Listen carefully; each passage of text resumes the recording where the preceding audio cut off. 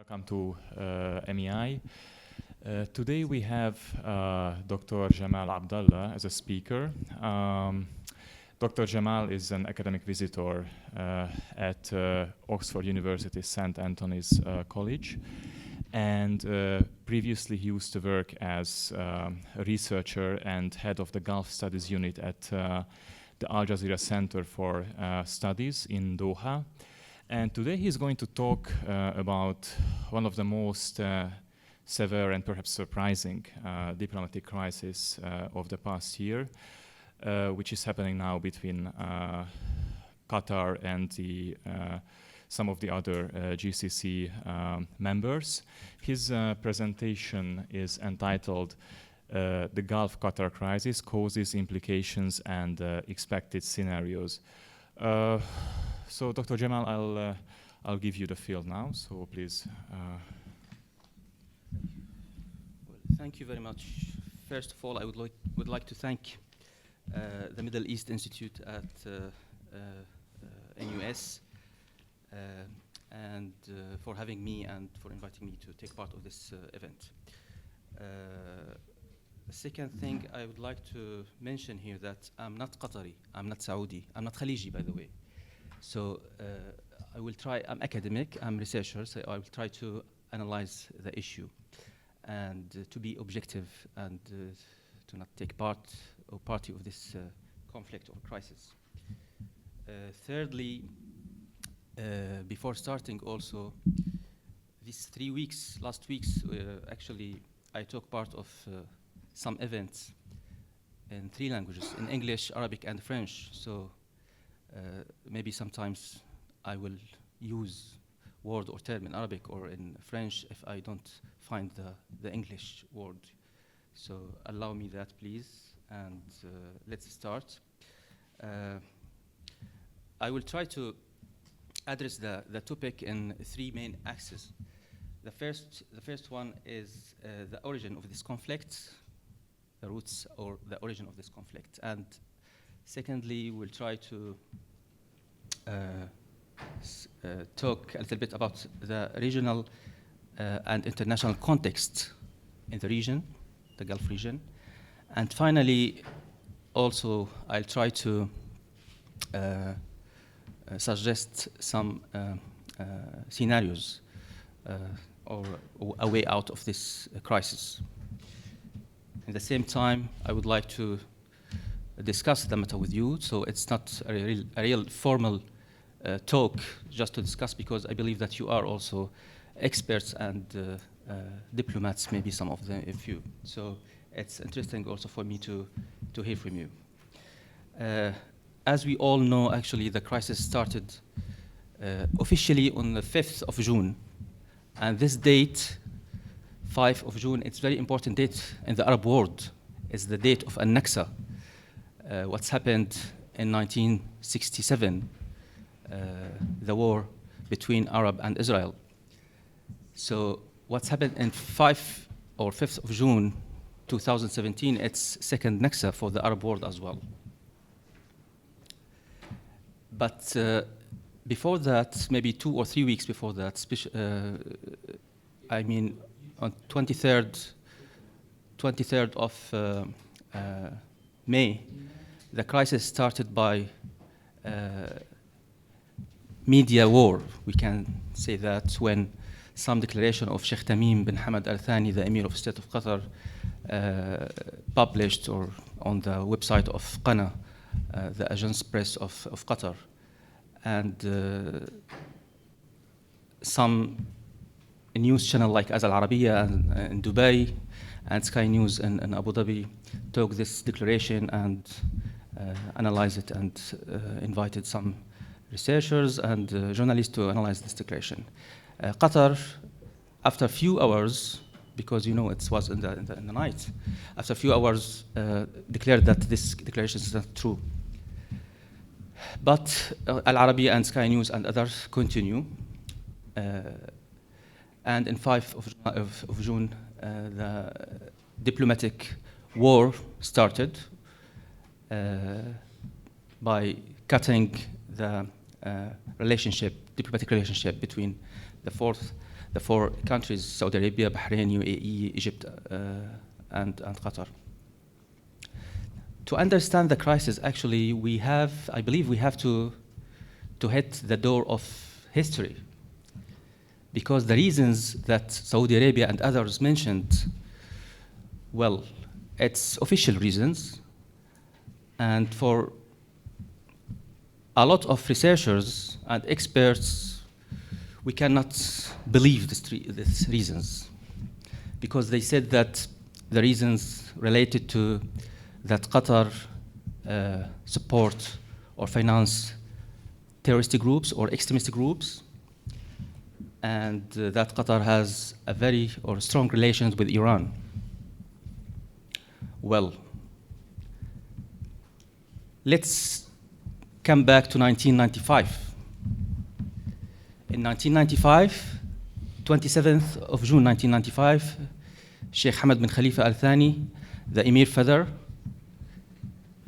took the power in Qatar. How he took the power, it's another issue. Some of researchers, experts say that he took the power by coup d'etat.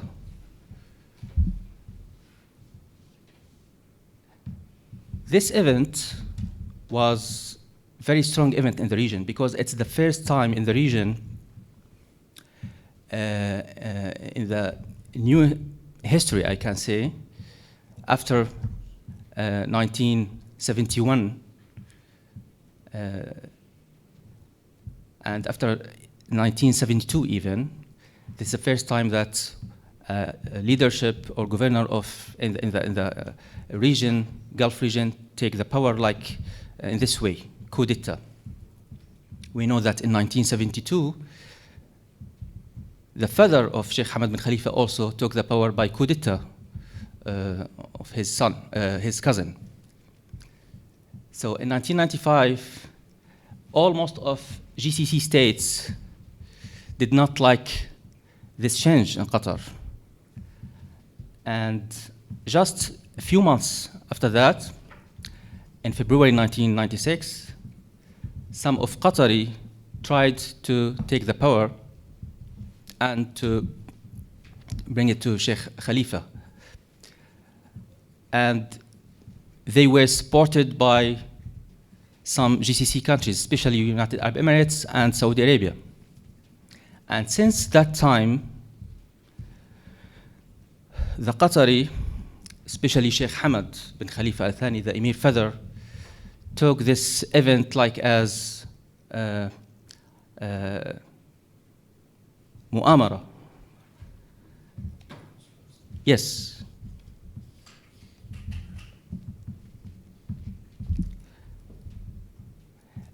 And he understood that to keep his power in his country, he has to activate some niches, like as media, diplomacy, sports, education, etc., etc. So the foreign policy of the state of Qatar mainly based on three main issues since 1995. The first one and most important one is the brand image. The leaders of the state of Qatar know that Qatar is a very small state, fragile state. It's about 11,437 kilometers square. About 300,000 Qatari local people. They don't have a lot of resources except natural resources like as gas and petrol. So they have to create this brand image. How they can create this brand image? They created Al Jazeera in 1996, in November 1996. And then they worked on the diplomacy, the mediation. They worked on education. They created Education City, hosted a lot of American and other Western universities in Qatar, worked a lot of on sports as well, and even they used the religion as niche as well by using Yusuf al-Qaradawi, based in Qatar since 19 1961 or 62. The second main issue of the foreign policy of Qatar is keep good relations with the neighbors. Since 1995, the state of Qatar tried to create this good relationship with neighbors and with other parties in the region, and even in the international scene. For example, we can notice in 19s and in the first decade of this century, Qatar has a very good relations with Iran, for example, and with the United States, with Hamas and Israel, with Hamas and Hezbollah and Israel. Since 1996 until 2009, there was a bureau office, commercial office, Israeli office in Doha. In the same time, Qatar supported Hamas and Israel.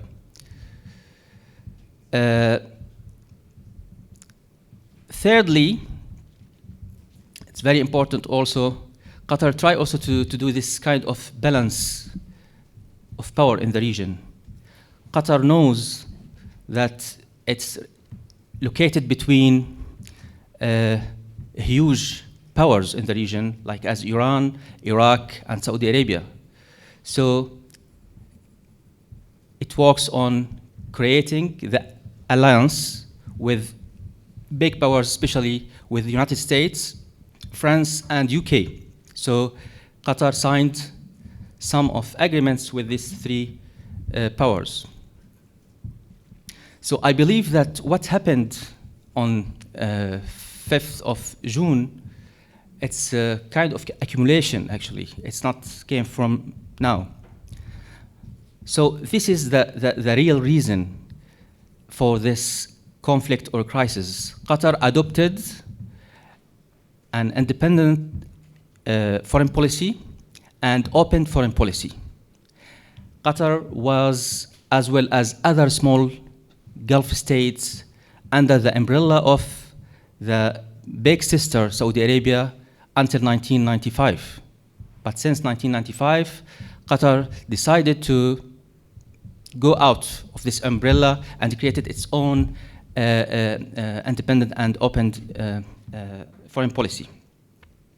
Now, if we will speak about the relation with Iran, we can notice that other countries in the GCC more close to Iran, like as United Arab Emirates in terms of economic exchange, like as Oman, for example, as well, in terms of political issues.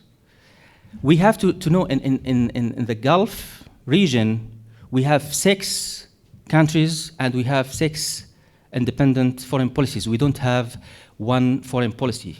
Like as for example, in European Union, we have 27 or 28 countries.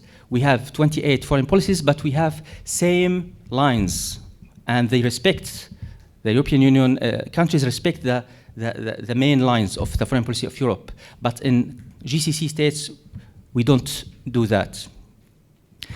I also would like to add here, we have 3 blocks in GCC. The first one contains Saudi Arabia, Emirates, and Bahrain. I'm talking about the relationship with Iran. So this block, against any kind of negotiation or dialogue with Iran, for some reasons we can talk about that later. The second block contains Qatar and Kuwait, and this block is ready to start a negotiation or dialogue with Iran. And the third one contains Oman, and I believe that Oman is already ready to start this kind of dialogue, because there's a kind of very good relationship between both countries, political and economical issues. Now let's shift to the context, the regional and international context. What's happened? Why this crisis started now, this time in June?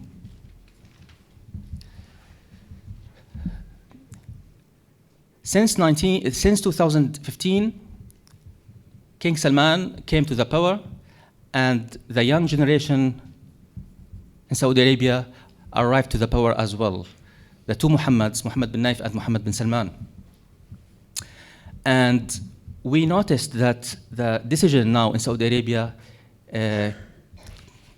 can be taken very fast if we compare between 2015 or now and before that.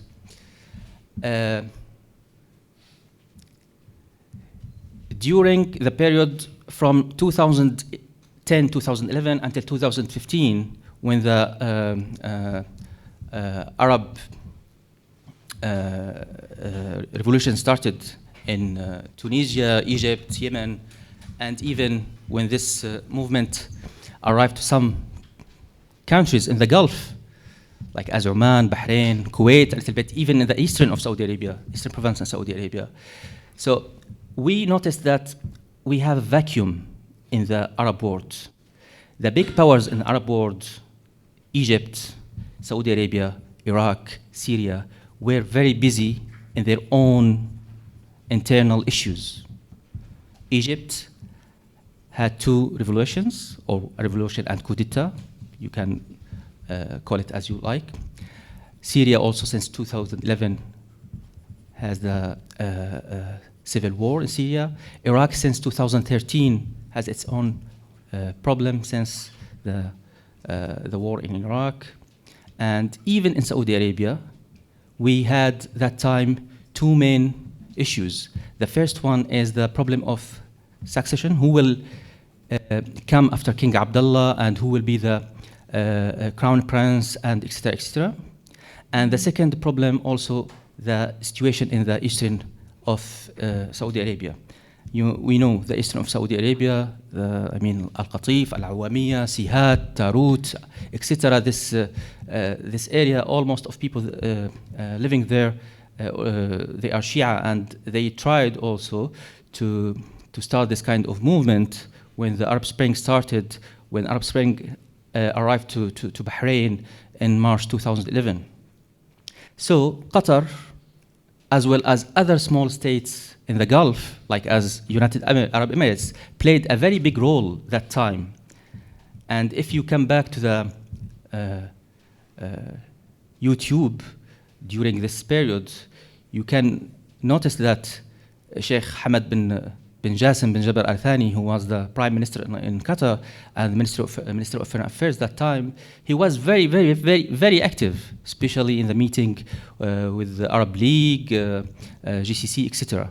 So this vacuum imposed that Qatar and other countries like as United Arab Emirates play a very important role. Now, when King Salman came to the power and the young generation came to the power as well, Saudi Arabia wanted to take this role of leadership. And this is the context now. In the same time, there was a change actually in United States. A new president, Mr. Trump, arrived to the power, and here we can find this kind of interest between Saudi Arabia and United States, especially between Mohammed bin Salman, who is the real governor or ruler to Saudi Arabia, and Mr. Trump. Mr. Trump is a businessman before being a statesman or man of state. Mohammed bin Salman as well, he is a businessman before being man of state. So both of them, the economic issue, the economic aspect is very important. So firstly economic, and secondly political issues. Last thing, we can compare also between the period of Mr. Obama or Obama administration and Trump administration. Mr. Obama was looking at the Gulf states as a bloc, and we all can remember when Mr. Obama invited the leaders of GCC in May 2015, just a few weeks before signing the deal with Iran. So Mr. Obama dealt actually with the GCC as bloc, but Mr. Trump wants to deal with GCC case by case, state by state, and this is different. So to conclude that, I would like to say here what happened on 5th of June. It was like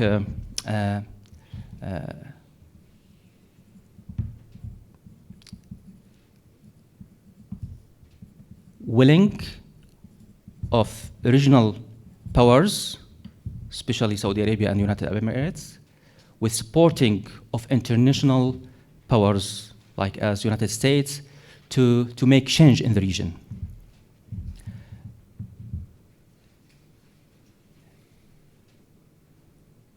Now, let me arrive to the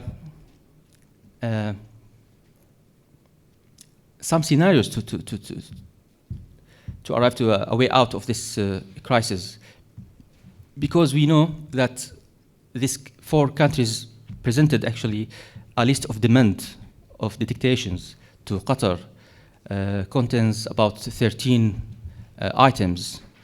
One of them to shut down or close Al Jazeera, one of them also to reduce the relationship with Iran, to close the military base, Turkish military base in Qatar, etc., etc. I believe that today, normally, the Minister of Foreign Affairs, Sheikh Mohammed bin Abdurrahman Al Thani, will present the official response of Qatar to the Emir of Kuwait. And I heard just maybe the Emir of Kuwait asked 48 hours as extend. So, but almost we know that the response of Qatar will be I mean, Qatar will reject this conditions, and Qatar, since the first day, call for negotiation and dialogue. Until now, we don't have a positive answer from Saudi Arabia and others. So, what will be happen after that? We can imagine 2 or 3 scenarios. The first one, that the countries cut relationship with Qatar will accept to sit down on the table and to negotiate and to start a dialogue with Qatar. But this scenario is not strongly could be happen actually. The second scenario, that Saudi Arabia and others will continue the embargo on Qatar. I can't imagine that these countries will cut the relationship, the membership of Qatar with GCC, for example, or with the Arab League, because if they will go in this path, normally other countries like as Kuwait and Oman and GCC have to accept or to support this decision, and other parties in Arab League have to support this decision, and it's quite difficult to do that. So the military scenario, I don't believe that it will be happened because for many reasons, especially that even there's big group problems between Qatar and other countries, they'll stay as brothers, as they have mem nation, mem culture, mem tradition, mem religion, etc. So I don't believe that they will go with this way. Let me terminate here by something very important also, to understand the relationship between GCC and Iran, especially between Saudi Arabia and Iran, and between Qatar and Iran. And then I'll stop here and we can open the floor to discussion. Qatar actually look at the relationship with Iran like as, or the problem with Iran, the crisis with Iran, as political issue. And that's why the Emir of Qatar in September 2014, from United Nations floor, he invited the GCC states to open a dialogue with Iran, and even he suggested that Doha, capital of Qatar, host this dialogue. But on the other hand, Saudi Arabia look at this problem with Iran or crisis with Iran like as ideological issue. And this is a big problem.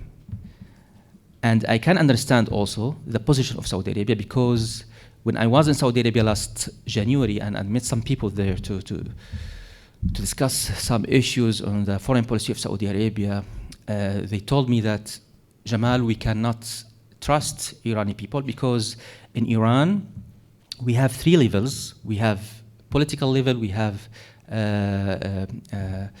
religious level, and we have also consultative level. So if we deal with political people, maybe the religious people will stop our deal, so we cannot trust them. So maybe I'll stop here, and then we can discuss more issues with you. Thank you. Jamal, thank you for this rich and very informative presentation. Actually, before opening the floor for questions and answers, let me just ask you one question, is that, so what I found surprising is that, outside of the GCC, not many countries joined Saudi Arabia in their opposition, in its opposition against, or diplomatic embargo against Qatar. Do you think that it is some sort of failure of the Saudi attempt to become a regional leader? I'm just curious about this. Well, I believe that Saudi Arabia has a very heavy position actually in the Arab world and in the Muslim world as well. But at the same time, the reasons Saudi Arabia and others, United Arab Emirates, Bahrain, and Egypt presented for the public, if you want, it's, well, I don't find it solid issues, solid reasons. So, as you mentioned, exactly, some countries, especially in Africa, actually joined Saudi Arabia and others. And even there's an article published 2 weeks ago in the famous journal in France, Le Monde, mentioned that Saudi Arabia applied or pushed these countries to accept to join Saudi Arabia because they told them that we will stop to support you financially, to support you, or even we can complicate your people to obtain the visa for Hajj or for Umrah. This is the article, this is what mentioned in this article in the Le Monde 2 weeks ago. So now what Saudi Arabia can do after that, we'll see, but I don't think that a lot of countries will join Saudi Arabia, especially the main countries or main powers. Yeah. All right, please, if you have questions, now the floor is open to ask them. Please. Yes, hello. Can I take this on? Yes, hello. My name is Anish Mishra. My question is actually regarding the GCC itself. So for countries outside the Gulf, like countries in like Pakistan and Singapore and all that. The thing is that because of this Qatar crisis, actually this has hindered regional integration within the GCC itself. And countries that, all these years have maintained very good relations with each GCC country on a bilateral level. So because of this crisis, how would you advise these countries to actually realign their foreign policy after what has just taken place?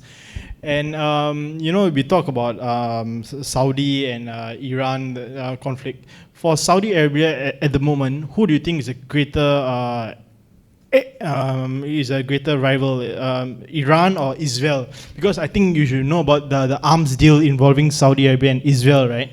And there's been statements actually coming out from Israel that Saudi Arabia actually now views us as a friend, and the greater enemy is Iran, because it's a common rival. Thank you. You can just answer directly and. Thank you very much for your comments and your question as well. And you are totally right, because we have to ask this question: who benefits of this crisis? Well, personally, I believe that three parties will benefit of this crisis. The first one is Israel, the second one is Iran, and the third one is United States as well. If really Saudi Arabia, United Arab Emirates, Egypt, and Bahrain want Qatar to keep low relationship with Iran, so how they can push Qatar now with this crisis to make more strongly relationship with Iran, because Iran, Iran opened its own market to Qatar after this crisis.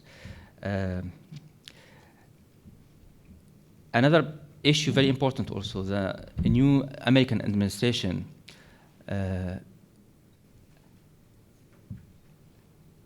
has two main priority issues. The first one is to fight terrorists or groups like as ISIS. And the second priority of American administration also is to reinforce the relationship between GCC states and Israel. And I spent a long time in the Gulf, and I believe that the people in the street cannot accept any kind of relationship with Israel in the Arab world, especially in the Gulf. But at the same time, for political interest, it could be happened. And to do that, the Saudi or Omani or Qatari have to pass by third party. And this third party could be Egypt or Jordan, because these two countries have direct relationship with Israel. So if Saudi Arabia, for example, wants to create a kind of relationship with Israel, it will be through Jordan or Egypt. And it will be through the initiative of King Abdullah in 2002. Regarding your first question, how I can advise the other countries, because you also write that these countries have very good relation with Qatar, and at the same time have very good relation with Saudi Arabia and others. Well, the position of Malaysia, for example, it's very interesting. Malaysia suggested that it take this kind of mediation, like as Turkey, for example. But honestly, I think that the key of to resolve this problem or crisis is between the hand of United States.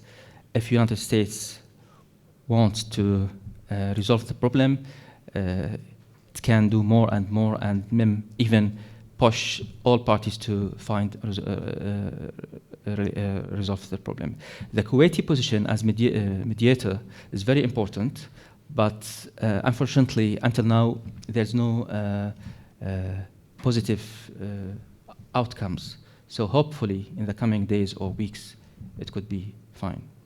Can I just ask a supplementary question? Yeah. If this, if the efforts to actually restore diplomatic relations fail, do you think an expulsion of Qatar of the GCC is something that may happen in the future? It could be, yeah, it could be happening. But yeah, but well, I don't think that it will be as you mentioned. I don't think that Saudi Arabia, Emirates, and Bahrain will ask Qatar to go out from GCC. I believe that Qatar will take this decision, because even if Saudi Arabia and others want that Qatar go out and leave the GCC, they cannot do that without acceptance from Kuwait and Oman. And I think also that Kuwait and Oman very interesting country to understand the issue, because what's happening now for Qatar, it could be happening for Kuwait and Oman in the future. If these countries arrive to impose the conditions on Qatar, maybe tomorrow or after 1 year could impose any conditions on Oman or on Kuwait as well. Thank you.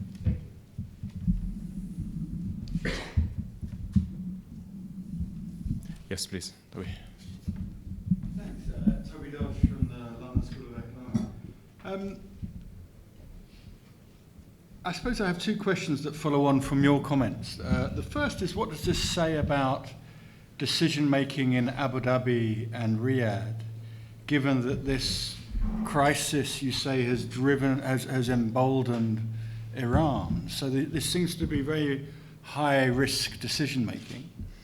The second question I wanted to ask you is, what does this mean for the future of the GCC? So you say that Oman and even Kuwait possibly could be next. So there seems to be at least a three-speed GCC being created at the core around Bahrain, United Arab Emirates and Saudi Arabia, and then the smaller states caught in the middle, and then Qatar on the other side just about to leave or be forced out. Well, it must be very worrying for those smaller states that don't toe the high-speed line. And the third question I wanted to ask you was about, you said that the United States could sort it out, but the United States seem to be in at least 2, if not 3 or 4 different minds. You have Tillotson in Washington encouraging Kuwait to negotiate a deal, pushing Riyadh and Abu Dhabi to put terms on the table. You have Mattis in the Pentagon still selling very advanced weapon systems to Doha, and you have Trump in the White House giving his complete backing to Saudi Arabia in his tweets. So it strikes me, if you've got 3 different people making 3 different policies in the United States, how is the United States going to help solve this problem? So 3 questions really, I suppose. Decision-making in Riyadh and Abu Dhabi, how do you explain it? What's going on? What's the future of the GCC for those smaller states caught between these 2 warring partners? And how on earth is Washington going to sort this out, given its own incoherence? Thank you, Toby. Well, 3 interesting questions, actually. Let me start from the last one. I totally agree with you that this last 3 weeks, we noticed that we have 3 opinion came from United States. I would say that in United States, we have official opinion. It's the opinion of the states. And I mean the opinion of Department of State and Pentagon as well. And this opinion we can depend on and we take it seriously. And we have, in the same time, the opinion from time to time tweets by Mr. Trump. And I totally believe that the opinion of the official state, the opinion of Mr. Tillerson and Mattis, we can take it into consideration, but the opinion of Mr. Trump, it's more personal opinion. As I mentioned, Mr. Trump is a businessman. He's not a man of state. And that's why the economic issues came before the political issues. Secondly, regarding the GCC, if we come back to the 25th of May 1981, when the GCC created in Abu Dhabi that time. The main issue GCC created on was the security issue. And you know that time was the war between Iraq and Iran. So now the issue is that Saudi Arabia wants that other GCC states come back under its own umbrella, or abaya in Gulf, we can say. And we have, in the GCC, we have three cases. We have the case of Qatar, the case of Oman, and the case of Kuwait. And both of these three countries, all of these three countries are not totally agree to be part or under the umbrella of Saudi Arabia. But it's true that Qatar is very active. And Qatar all time accused that it supported the political Islam. I lived in Qatar 5 years, and I worked at Al Jazeera. And here, I left Al Jazeera since 1 year, but I can say here that really the Ikhwani ideology or Brotherhood's ideology, it's not the ideology of Qatar. Qatar, it's part of Salafists. It's extent of Wahhabists in Saudi Arabia. But in the same time, Qatar supported the political Islam because political Islam went through the boxes election in Hamas, in Gaza, Hamas 2006, and 2012 in Egypt. So if others went, Qatar will support these people as well. And at the same time, in Qatar, we have others, like as Azmi Bshara, for example, like as others liberal people. Even in Al Jazeera, we have all thinkers, if you want. So we cannot say that Qatar supports brotherhoods because Qatar, for example, ideologically with this one. So the question now here is, will Saudi Arabia and others will arrive to bring back Qatar under the umbrella? Personally, I don't think so. The last question was a decision between Abu Dhabi and Riyadh. Yeah, I mean, this is a high-risk strategy that's caused quite a great deal of damage to GCC unity. How do we explain that type of decision-making in Abu Dhabi and Riyadh? Well, very simply, I believe, and I will be responsible what I will say here, I believe that this decision came from Abu Dhabi, not came from Riyadh. But in the same time, Mohammed bin Zayed arrived or successfully arrived to create this relationship with Mohammed bin Salman. And I'm really, I can accept the idea. What we all read in the newspapers, especially in the New York Times, The Guardian, what have been said about the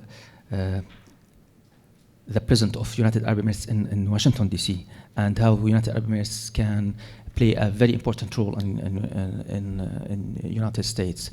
And I think that Mohammed bin Salman, he has a lot of ambition to be the ruler of Saudi Arabia. So maybe, I don't know, but maybe that he did a kind of deal with Mohammed bin Zayed to facilitate its role in the United States, because it's very important also to take the benediction from the United States. So, but in the same time, finally, we cannot depend on the personal relationship between leaders, because in political issues we don't have friends, we don't have interest. So today the interest maybe between Saudi Arabia and Emirates is existing, but tomorrow will not be existing. So it's a very complicated issue. Thank you. Please. Go ahead. Yeah. My name is Kumar. I'm a second-year undergraduate student in US. I'd like to ask, do you think that perhaps this is like a massive miscalculation of Saudi Arabia? Do you think it's a massive miscalculation of Saudi Arabia in maybe wanting to isolate Qatar? Because what it could have done, what it could do to the region is maybe bring in a more aggressive Turkey. It might bring in a more aggressive, it might bring in a more aggressive Turkey, and even like the US is not so sure what it's doing as well. So because now Rex Tillerson is also trying to mediate and also trying to ask the Saudi Arabia to not cut off ties with Qatar.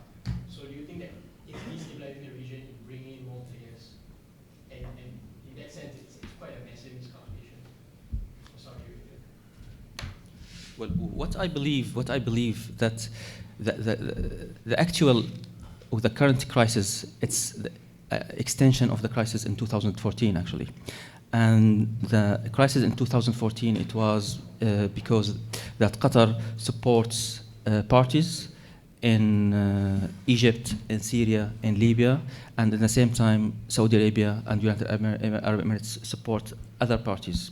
So now, especially for this crisis actually, just if we come back 1 month, just 1 month before the starting of this crisis, I mean during the month of April, 2 things happened in the region.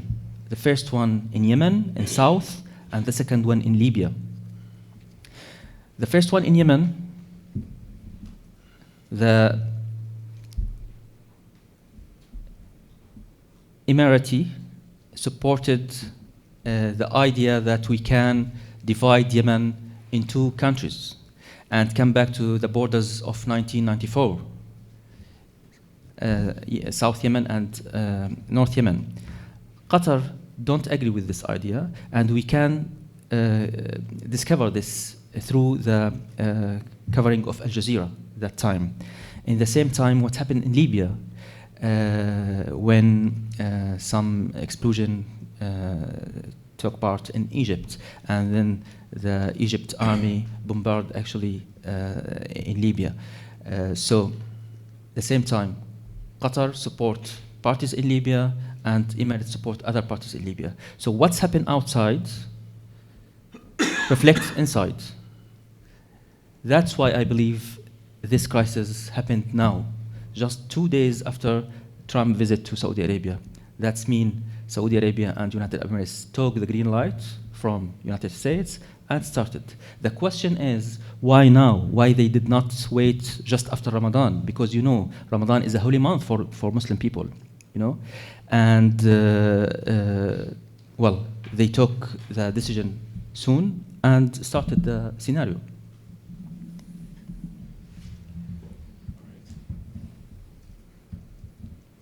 Please go ahead. Hi, I wanted to ask, what do you think is the role of economics in this crisis? The role of Economics. yeah. Yeah, the role of economics in this crisis, because if I'm not wrong, Qatar has not cut off its liquefied natural gas supplies to the UAE, which like supplies about 30 to 40% of UAE's energy. So like in terms of economic dependence, how do you think this plays out in the crisis? Thank you very much for this question. And actually, before coming to here, I came from Oxford to France and then to here. But before that, I decided to stop on Qatar for 2 days, just to understand some issues and to try to answer this kind of question. I lived in Qatar between 2011 and 2016. And Qatar, like as Kuwait, Dubai, Riyadh, all other cities in the region, when you go to supermarket, for example, to buy something, you will find many things. So sometimes you cannot decide because you have a lot of choices. So now what I did actually, yesterday and before yesterday, I stopped in Qatar and I visited 2 or 3 malls to see what's happened there. And to be honest, actually, I found more and more of goods there, you know, because when the embargo happened in 5th or 7th, 6th of June, Turkey opened the market to Qatar. So now you can find a lot of things comes from Turkey and even from South America. This is what surprised for me, you know. And regarding the price, it's true that now the price is a little bit more expensive because, you know, it's come from by plane now. So, but not a lot. I can say between 5 to 10% more expensive. So regarding this issue, Qatar has many choices to do, but until when, I cannot answer this question. I mean, if the crisis take very long time, I mean 1 year or 2 years or 3 years, will Qatar continue to support that? I don't know. It's also true that I mean, Qatar has just 1 borders with Saudi Arabia. So now this border is closed, and it's very tricky and very difficult for Qatari people to move in the region, except by plane, of course, you know. So hopefully the crisis will be resolved soon.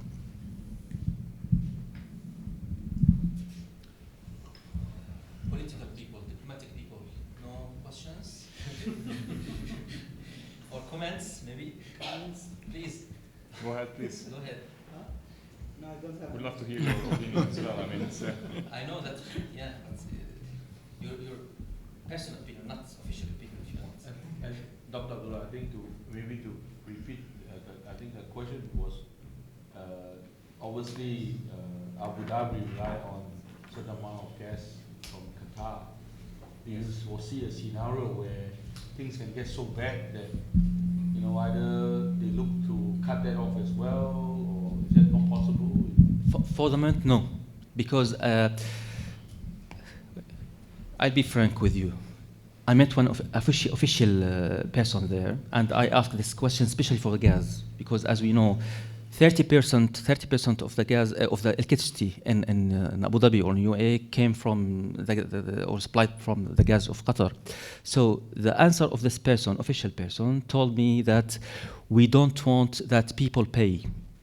So this political conflict. So we will try to continue address this issue as political issue. We don't want that Emirati people or Saudi people pay for this conflict. So I can understand from this answer that Qatari don't think that they will cut the supplying Emirates by gas, at least for this stage at the moment. And after that, we don't know.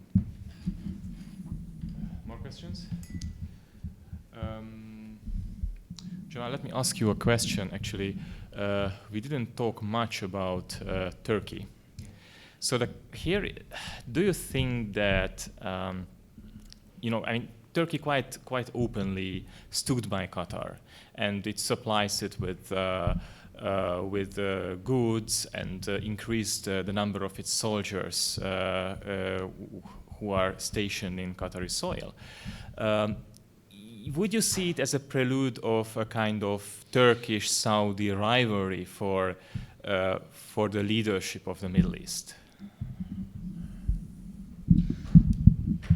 Well, the leadership of the Middle East must be Saudi Arabia. I believe that. Okay. The role of Turkey in this crisis, Turkey from the first day tried to play the role of mediation role. But I think that some countries, especially Egypt and United Arab Emirates, don't welcome this role of Turkey for some reasons. So Turkey keep its position and don't go ahead with that because it give the floor to Kuwait to play this role.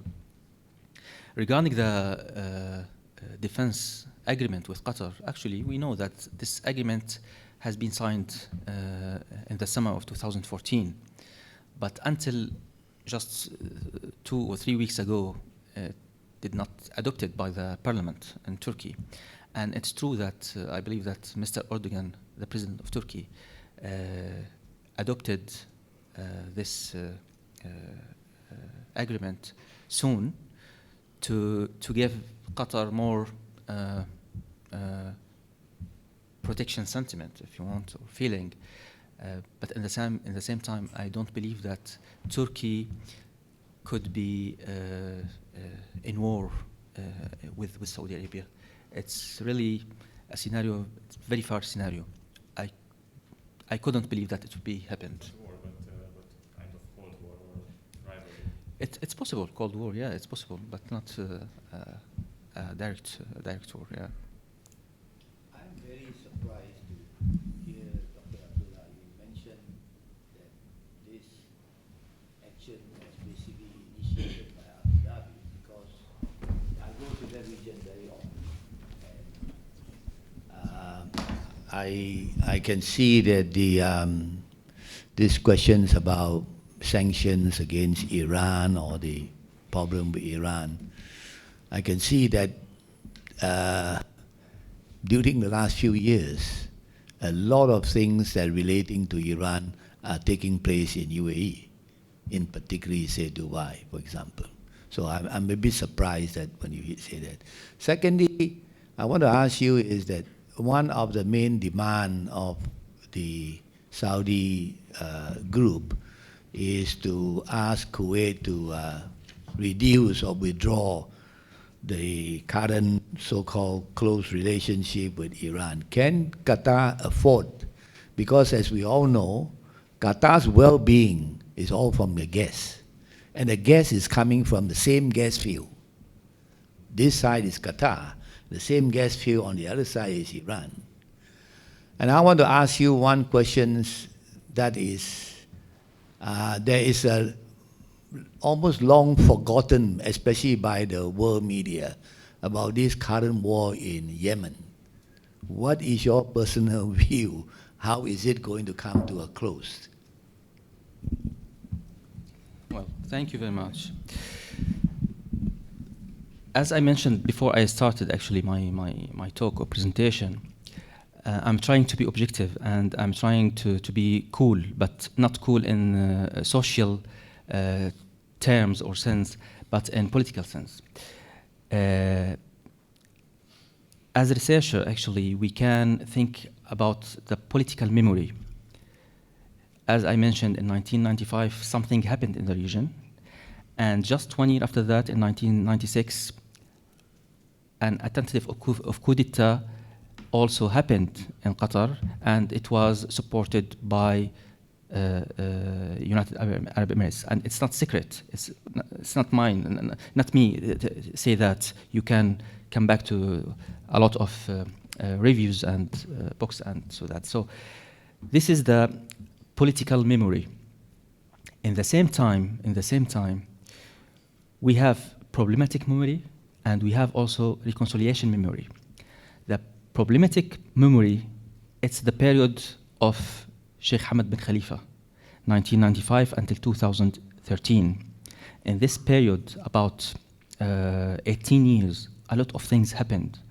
And for other GCC states, especially Saudi Arabia and United Arab Emirates, it was negative issues. So it's still in the memory. Now, Sheikh Tamim, the current emir, came to the power in 2013, and I believe that he needs time to do reform and to come back, if you want, to the Gulf, under the Gulf umbrella. He doesn't actually take his time until now. So the interests govern the policy in the region. So if Abu Dhabi or Saudi Arabia created this kind of crisis, it's because they are pragmatic states and they believe that their own interests is by creating this crisis now. We can agree with that, we cannot agree with that, but I believe that they are agree with that or believe in that. Regarding Iran, I think you asked the question and at the same time you answered the question, because you are right, Qatar and Iran have the same field of gas, the north, Haql al-Shamal, called Haql al-Shamal, or South Pers, yes, South Pers. So, and I believe that other countries in the GCC organization understand that Qatar wants to keep this kind of relationship with Iran because for economic issue, but in the same time for geographical issue. I believe Qatar also knows very well that Iran is part of the region, so we cannot, as well as Oman. So Oman and Qatar, and even Kuwait maybe, knows that Iran is part of the region geographically, so we cannot create this kind of conflict with Iran. Regarding the question of Yemen, how we can close, or what is the way out of this conflict in Yemen? to be honest, I cannot respond to this question because it's very, very complicated. And I believe, I remember when the crisis of the war starts in Yemen on 26th of March 2015, just 2 months after King Salman came to the power, we organized a conference at Al Jazeera Center for Studies in Doha at that time, and I said that this war maybe will take 3 weeks to 3 months. And now we are in the 3rd year. And it's very complicated to imagine how this war will stop now. More questions? Yeah, please. Now it's my time to comment. Yesterday here we had a debate regarding what is the role of small states. And they said, you know, one part saying that a small state should be always a small state and to act like a small state, while others, they are saying no. So the debate, I'm sure that everybody is aware of. So coming back to a small state and a bigger state, I think that when you mention about this crisis that's happening in the Gulf, there is a miscalculation in both sides. We can say this side is right and this side is wrong, and this side is wrong and this side. Both of them, maybe they have something wrong, both of them maybe have something right. I think the thing that Qatar is not aware of yet, you mentioned that there is a new government in the US. In the past, the Minister of Foreign Affairs, he mentioned that we were forced to have relation with Taliban, for example. Yes. Or other, you know, extremist group. Maybe not forced, being asked. Asked, Yeah. okay. They were asked. But now the rules is changing. The rules is changing. They don't want them to have this relation anymore. So why they are stuck still to those groups? Why they are not cutting the tie? You know, taking into consideration that who's going to suffer of this embargo or this blockade? It's not the government. It's not the people. I mean, not the high. We saw that in Iraq and other places. The people later on, they will suffer. You mentioned that Turkey, they are feeding Qatar now with a lot of goods, and but until when? Until when they will continue that? You mentioned that the Minister of Foreign Affairs, he's in Kuwait today, and he delivered the answers. The Emir of Kuwait, he asked for 48 hours. Why he's asking for 48 hours? I think that he wants to change some of those, answers, at least to make them acceptable, maybe. Huh? Now, you are saying that the Emir of Kuwait, maybe his role is not clear. But be sure that he's an old man, and he was in a private visit, and he cut his private visit to come back because he's worried about that. And he mentioned that the future of GCC, I can't let it go away. When you mentioned that there will be, one group in the GCC, another group, we don't want this to reach to this end, And inshallah, it will not. I mean, I'm sure that we will find a way that we will solve things. But what's really, shocking us in GCC, that the media, Al Jazeera is putting that Mohammed bin Zayed or his people is going to meet with the Israelis. And the other side, Sky News, they are putting that, look what, not Sheikh Tamim, the previous Emir, he met with Shimon Peres and others. So we are putting our dirty laundry now on TV. So what is, the role of media in GCC? I think that the role of media, it is a very sensitive, and it's opening new doors, in traditional way of living in the GCC. We are not maybe ready. We are not maybe wanting to see that, but that's what I'm saying. I mean, each one of us or them, they are putting, the dirty laundry. So the dirty laundry, even if they solve it now, you will dig in the future for those information, and you will find them in YouTube and others, and then you will re-putting them. You know, the calls of Sheikh Hamid with Gaddafi and others, always you will find them, and always you will create stories about them. So the media, I mean, I don't know how we control it. And you are, you know, from a media background, and you know that better than you mentioned that scenarios. I didn't hear from you any scenarios. You know, all the scenarios that you are touching, it's general thing. You know, I wish to know more about the future scenario. Thank you. Thank you very much for this comments, and well, regarding the role of media, I totally agree with you.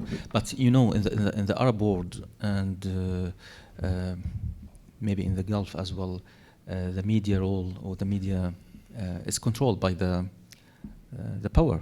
So, if Al Arabiya, for example, doesn't take the green light from Saudi leaders, or Sky News that doesn't take the green light from Abu Dhabi, or Al Jazeera doesn't take green light from Qatari government, nobody will talk in this way. Regarding the scenarios, well, the answers delivered to Emir of Kuwait today almost rejected. They reject the demand of Saudi Arabia and others, and I don't believe that Qatar will accept to be under the protection of Saudi Arabia or others, as well as other countries like Oman and Kuwait. If somewhere come to these countries, they will not accept. I think that the way that Saudi Arabia and others presented the issue is it was very, very tough, actually. Why I say that? Because the reaction of Qatar, especially the Minister of Foreign Affairs, many times, especially in the first and second day, and even another one called Sheikh Saif bin Ahmed Al Thani, who is the director of, we can say the speaker of the government of Qatar. He said also that we are ready to discuss, to open a kind of dialogue, etc. But this kind of demands was very tough. So I cannot imagine. By the way, I did my PhD on Qatari foreign policy. So when Sheikh Tamim arrived to the power, after 6 months, I felt a kind of change. I felt that they will change something. Just in January, 27th of January 2016, that's mean 1 year ago, 1 year and a half ago, Sheikh Tamim bin Hamad appointed new ministers. And since that time, we also can notice that there's big difference, especially in the, abroad, in France, in UK, in Washington, DC. They are the ambassadors of Qatar there, more quiet, no media, etc., etc. But now, what is the reaction of Qatar will be? We cannot imagine that for the moment. Well, let me terminate by the role of Sheikh Sabah Al-Ahmad, Emir of Kuwait. I believe that I'll tell you something. The event or this crisis started on 5th of June. In the same day, BBC Arabic called me and interviewed me. And it's in YouTube. And they asked me one question about the mediation. So I told them there are 3 parties can do this kind of mediation. The first part I mentioned is Kuwait. But I said in the same time, I don't believe that Kuwait will play this role. Why I said that? Because in 2014, Kuwait played this role. And unfortunately, until now, it doesn't work. I mean, it's not the fault of Kuwait, but the fault of other parties, okay? So I imagine that Sheikh Sabah Al-Ahmad, as you mentioned, as you said, he's very respected man and old man, so I don't think that he will play this role another time to keep the honor of himself and the honor of Kuwait as well. But even that, he did, and he started the initiative. So, second thing, I said Turkey can play this role.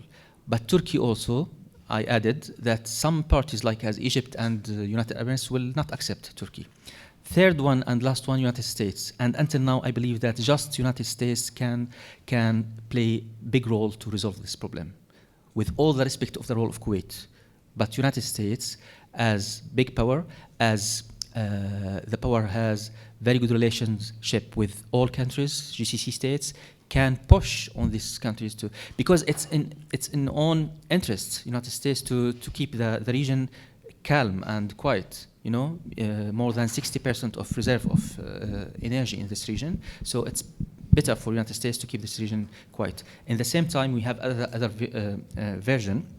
No, it's not in the interest of United States to keep the region quiet, because United States also will be benefit from this crisis to buy more and more arms to Saudi Arabia and Qatar and etc. etc.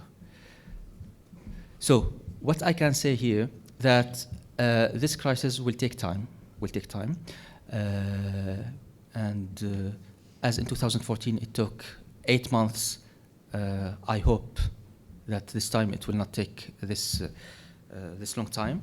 But the people I met in Qatar just yesterday and before yesterday, colleagues from Qatar, told me even relationship come back like before. The relationship between people will not come back because there's sociology, you know what I mean? And they don't want to import or export, especially with Saudi Arabia and United Arab Emirates, because they really have been touched of this reaction.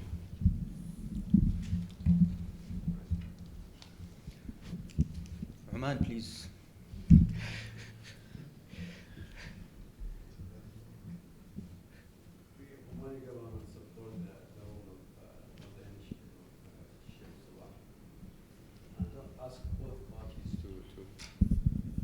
Qatar and one side Saudi Arabia and UAE to solve it in between GCC countries, but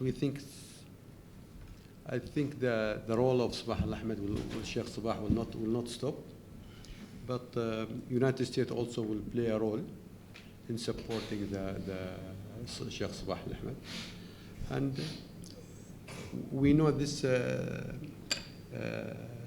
crisis is different than 2014. 2014 is just between governments, cut just diplomatic relation.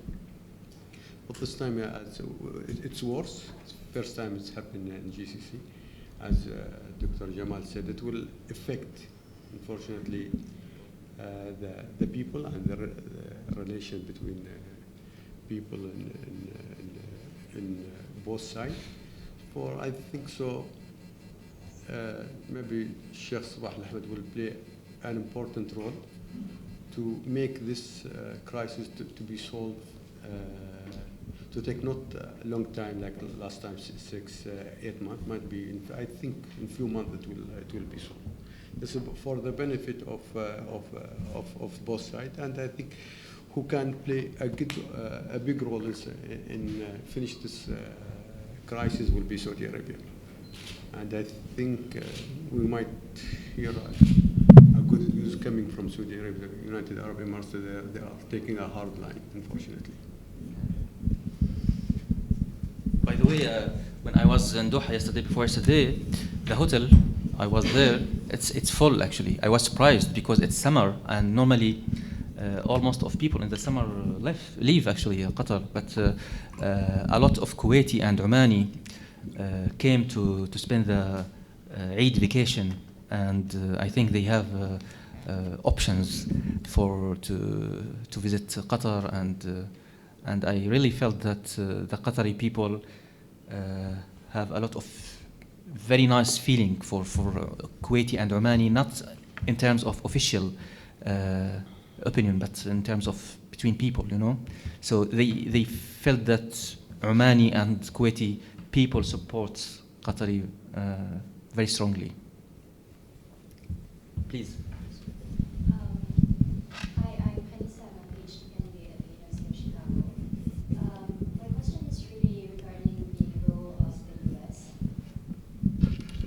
My question is really regarding the role of the U.S. in this crisis. I've heard a lot and read reviews about how it might benefit the U.S. or it might be non-beneficial for the U.S. to see this go away. But I was wondering if the U.S. has reached a golden mean, a perfect medium in this situation, such that, you know, you keep them paranoid enough, just enough, but you don't push it too much that a war might erupt. As you have said, you don't see that happening. And if this is the case, how long do you think this will last? You know, the standoff could last for a very long time into the future. So what do you see? How can you speak more on the role of the U.S. More definitely going into the future with this crisis? Simply, it's depend on the situation in the United States, because, you know,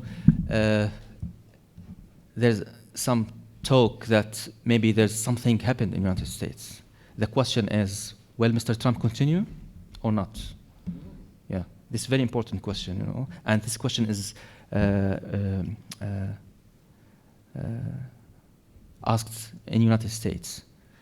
So if Mr. Trump will continue, that means the crisis maybe will take maybe wrong path. But if some change happen in the United States, all things will change as well. I don't want to go more in this because it's just questions until now, and we don't know a lot of that, but everything is possible. Yeah. Are you suggesting that there's a possibility he might be out of office? In 1974, it's happened. Or you mean that Nixon? Yeah, that's right. So it's possible that now happen. Yeah. All right, more questions, please. Go ahead. So my name is Peter. I'm a graduate student at NUS, and thank you. And my question is just so regarding about how the decision to do this embargo came from the UAE. I'm wondering what exactly does the UAE stand to gain from the Qatari crisis? Like what interests of theirs does this serve?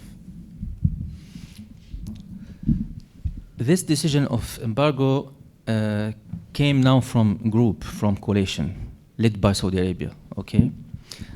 But personally, I believe also that this decision mainly came from Abu Dhabi and then from Riyadh. And what Abu Dhabi will have like as benefit of this embargo, well, as we mentioned here, there are some files, some dossier in all the region, the world, in Libya, in Egypt, in Yemen, even in Syria. So Qatar supports parties, some parties, and UAE supports other parties. So they don't have the same goals, if you want.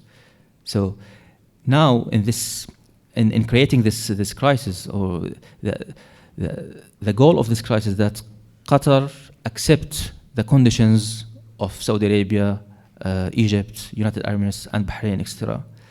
But the question is, will Qatar accept that? And in this way, I don't think so. It's possible that Qatar change the foreign policy, its own foreign policy, but not like this way.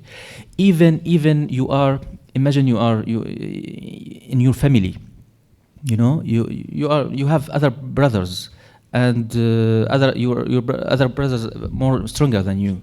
You cannot accept, even you are fragile, you cannot accept that someone come and tell you do that and don't do that in this way, you know. Singapore, for example, Singapore or Luxembourg or Geneva.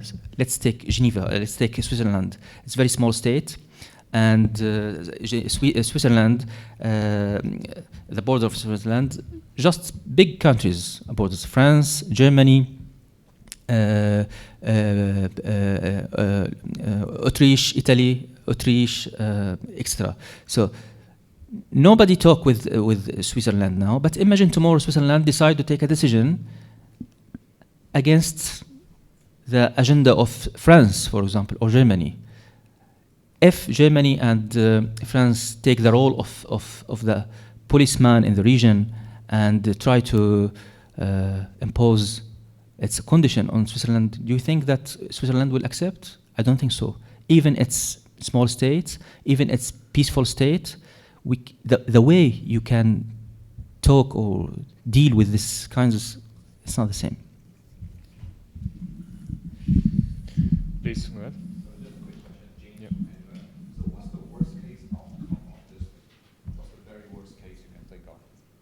The worst case.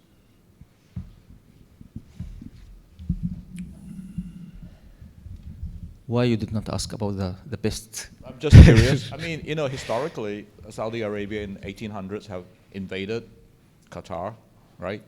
A Saudi general has invaded Qatar in the past. You know, the Wahhabis have, you know, historically been involved in Qatar. So what's the worst case outcome of this thing? Well, I lived 18 years in Saudi Arabia, 2 years in UAE, and 5 years in Qatar, and I cannot imagine that Gulf state will declare a kind of war for another, because as I told you, it's they are like as brothers and in the same family. But the worst case maybe or could be political change in one of the countries in conflict. Political change in one of the country of conflicts. This will change all the role and all of the game. You know, if for example there's a change in Qatar, something will be changed. If there's a change in Saudi Arabia, something will be changed, or in United Arab Emirates. But it's very difficult also to imagine that even they start a kind of negotiation or dialogue tomorrow in Kuwait, for example. I cannot imagine that the relationship will come back like as before. It will take long time.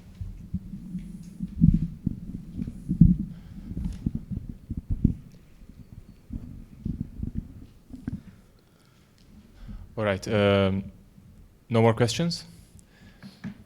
Then, Jamal, thanks very much, and thanks for all of you for coming. Then.